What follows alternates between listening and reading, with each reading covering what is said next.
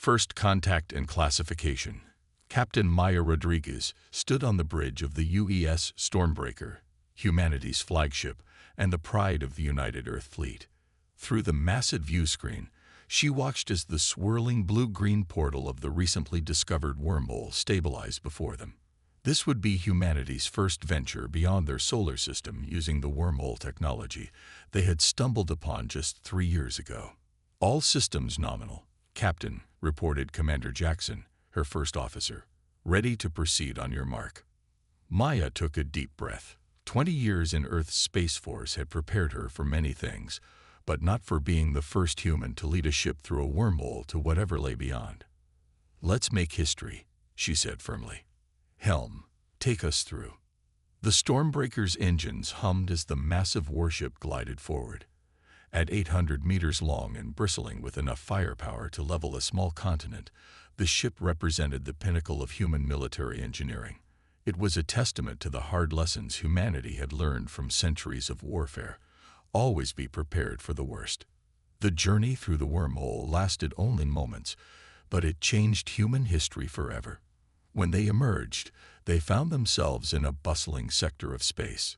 Dozens of alien vessels of various designs moved in orderly patterns around an enormous space station that gleamed like a jewel against the backdrop of an orange-red gas giant.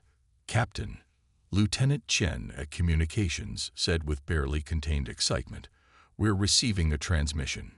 Universal Translator is processing. It appears to be a greeting."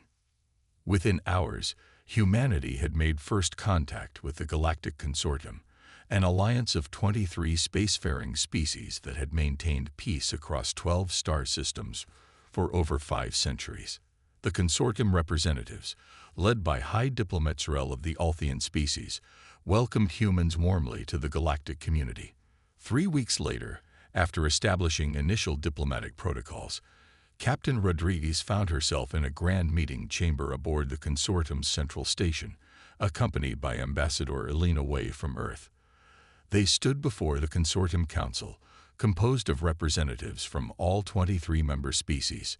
"We welcome Earth to this historic meeting," announced High Diplomat Zrel, a tall, willowy being with iridescent skin that shifted colors with their emotions, currently a welcoming shade of warm gold. "Today we begin formal discussions about Earth's potential membership in our consortium." Ambassador Wei stepped forward. "The people of Earth are honored by this opportunity and look forward to peaceful cooperation and cultural exchange." "Before we proceed," interjected Council Member Thorne, a stocky reptilian with overlapping scales of deep green, "standard protocol requires disclosure of military capabilities. This is merely a formality. All consortium members maintain only minimal defensive fleets as per our founding charter." Captain Rodriguez noticed the expectant look on the council members' faces. With a nod from Ambassador Wei, she activated the holographic projector she had brought. Above the central table, a detailed schematic of the Stormbreaker appeared, rotating slowly. "This is our flagship, the UES Stormbreaker," Rodriguez explained. "It's one of our Jupiter-class deep space carriers, designed for extended missions with full combat capabilities." The council chamber grew noticeably quiet as the alien representatives studied the hologram. Several exchanged glances that even Rodriguez, with her limited knowledge of alien expressions, could tell reflected concern. "Perhaps there is a translation error," said Council Member Glenn, a being composed of what looked like luminous gas contained within a transparent exoskeleton. "What do you mean by full combat capabilities?" Rodriguez toggled the display to highlight different systems of the ship.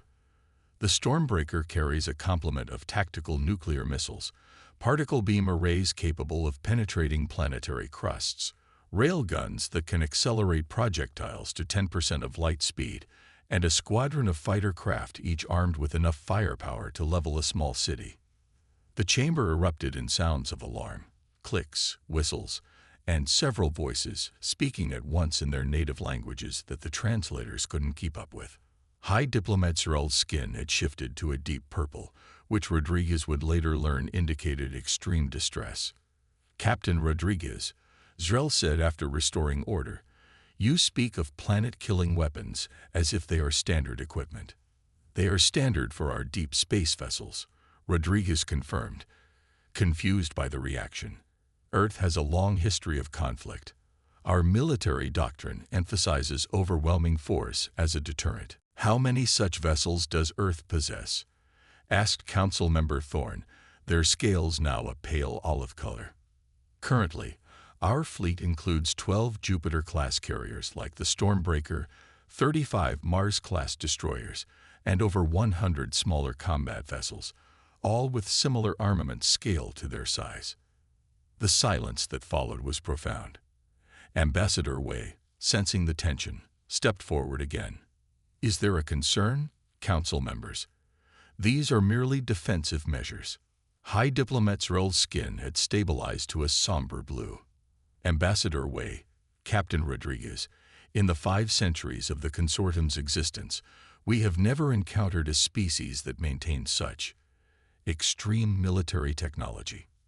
Our member species evolved primarily from cooperative or herd-based ancestors. Conflict resolution through force is alien to our cultures. Then how do you handle aggression? Rodriguez asked, genuinely curious. Consortium conflicts are resolved through limited technological displays or economic sanctions, explained Council Member Glynn. Our warships carry minimal defensive shields and perhaps 1 or 2 weapon systems capable of disabling an opponent's engines or communications.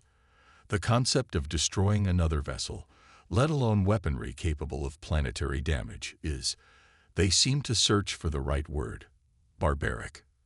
Ambassador Wei and Captain Rodriguez exchanged glances. This was unexpected. Earth's history of warfare had made powerful military technology a given.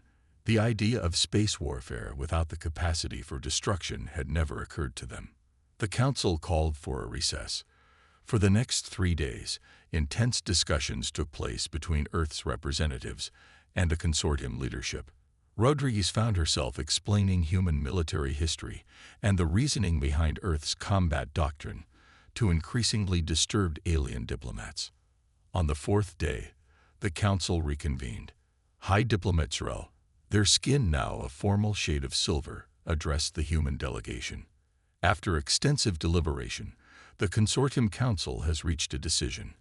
While we welcome cultural and scientific exchange with Earth, we cannot accept your military vessels into consortium space as they currently exist. Zrell gestured, and a formal document appeared on the display screens around the chamber. By unanimous vote, all Earth vessels have been classified as extinction-class weapons under consortium law. Rodriguez watched the swirling colors of the wormhole ahead. 23 peaceful species who've never had to fight a real war. In a galaxy this big, she shook her head. That kind of peace doesn't last forever. And when it breaks, they'll need ships like ours. She didn't know how prophetic her words would prove to be, or how soon the consortium would come to regret classifying human warships as too deadly for galactic warfare.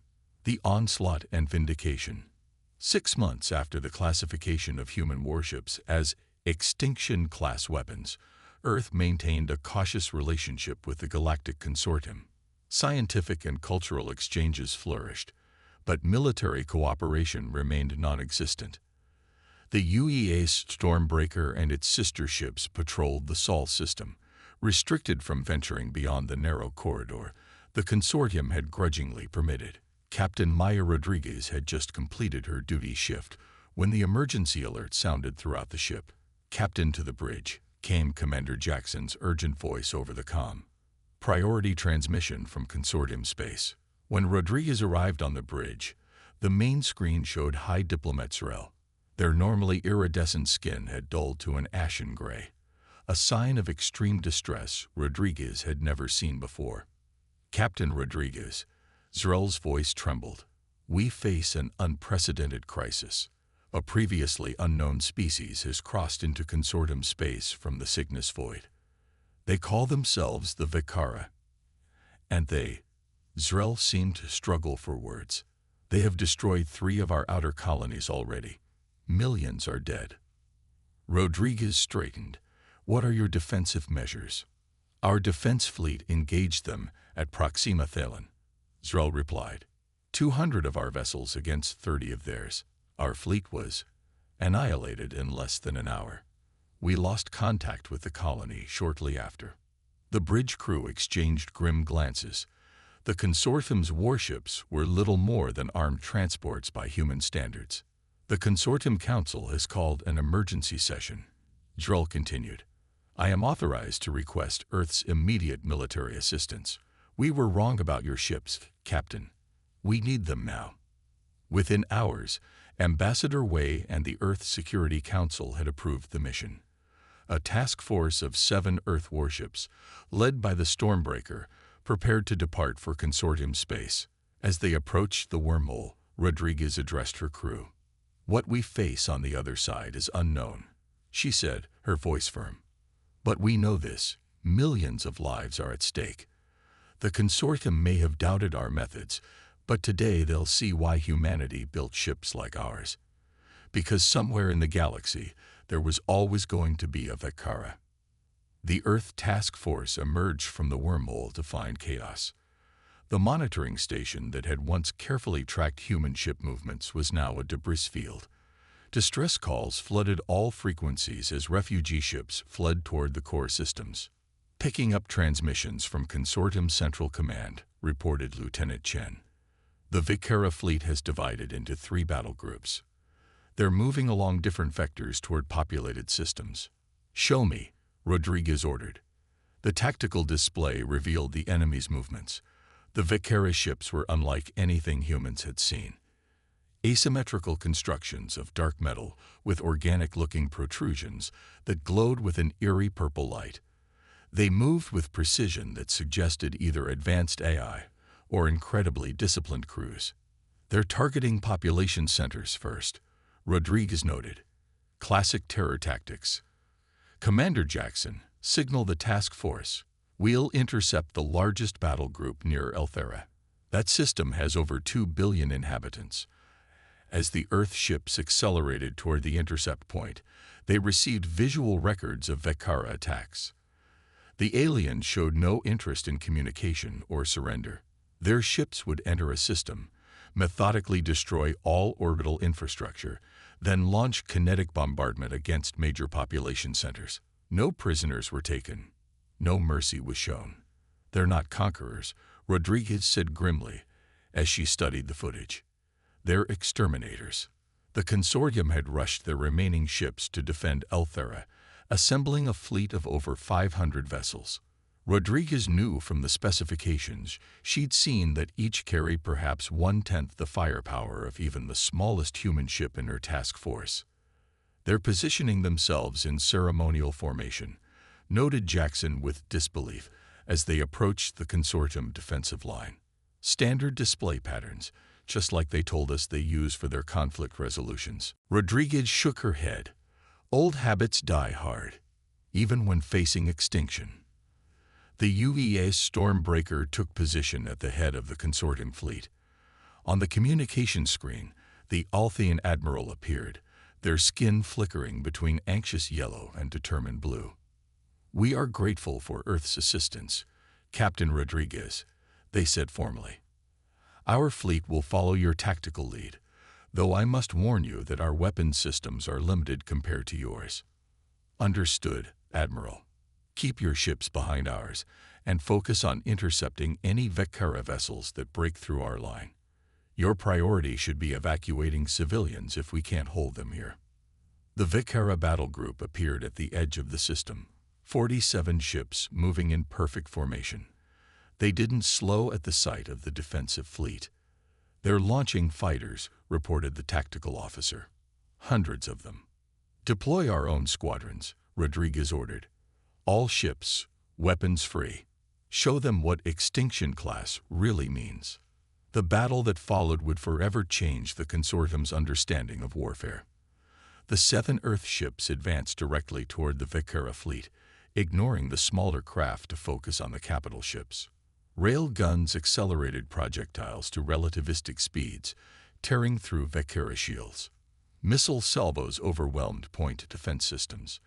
Particle beams sliced through hulls with surgical precision. From the consortium ships came sounds of awe and shock as they witnessed actual combat for the first time in centuries. The UES Stormbreaker alone destroyed 8 Vakara capital ships in the first 20 minutes of engagement. "Captain," called out Lieutenant Chen, "we're intercepting communications between Vakara vessels. The universal translator is having trouble, but there's one phrase repeated frequently." Chen looked up in surprise. "Prey that fights back." Rodriguez's eyes narrowed. They've never encountered resistance before.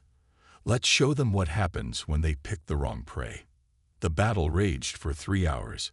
3 of the Earth vessels sustained heavy damage, and one, the UES Vigilant, was destroyed with all hands, the first human casualties of the war. But when the conflict ended, the Vakara battle group had been annihilated. Not a single enemy ship escaped.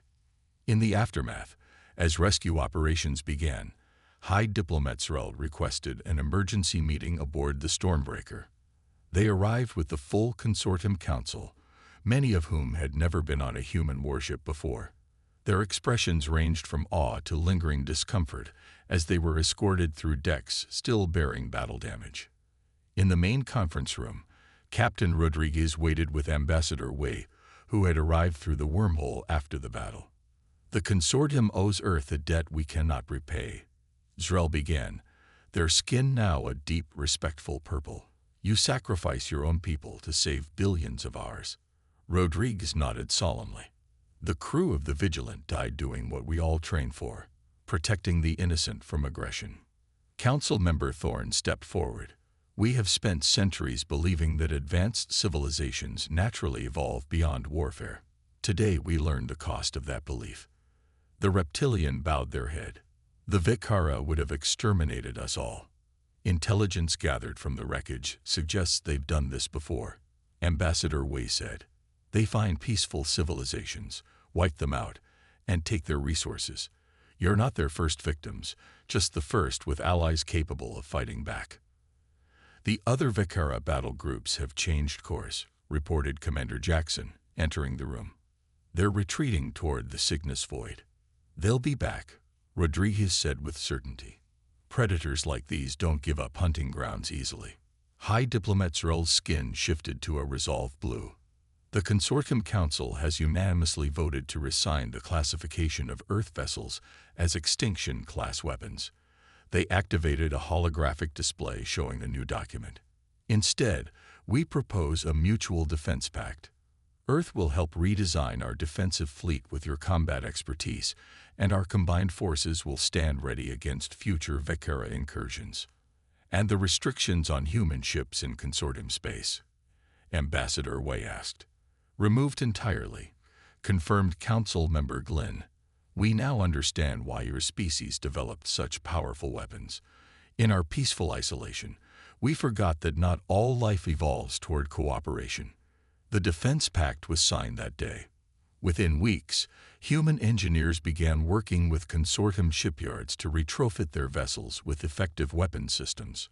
Earth military advisors established training programs for Consortium defense forces, teaching tactics that had been standard on Earth for centuries, but were revolutionary to species that had never known true warfare. 6 months later, the Vakara returned with a fleet 3 times larger than before. They found not a vulnerable collection of peaceful worlds, but a prepared alliance of Earth and Consortium forces. The battle was fierce, but the outcome was never in doubt. In the years that followed, other peaceful civilizations from beyond Consortium space sought membership in what became known as the Galactic Defense Alliance. Each had encountered the Vakara or similar predatory species. Each had recognized the same truth, that peace required protectors willing and able to fight for it. On the 10th anniversary of the First Vakara War, Captain Rodriguez, now Admiral Rodriguez, stood in the same Consortium chamber where human ships had once been classified as too deadly for galactic warfare. The chamber was now the headquarters of the Alliance Defense Force, and representatives from 42 species had gathered to commemorate the alliance that had saved them all. High Diplomat Zrel, their skin shimmering with ceremonial gold, raised a toast to our human friends who taught us the hardest lesson of galactic citizenship, that peace is not the absence of violence, but the will and means to defend against it. Admiral Rodriguez raised her glass in return. And to the consortium, who taught humanity that the purpose of strength is not domination, but protection. As she looked around at the diverse gathering, Rodriguez reflected on the irony of their situation.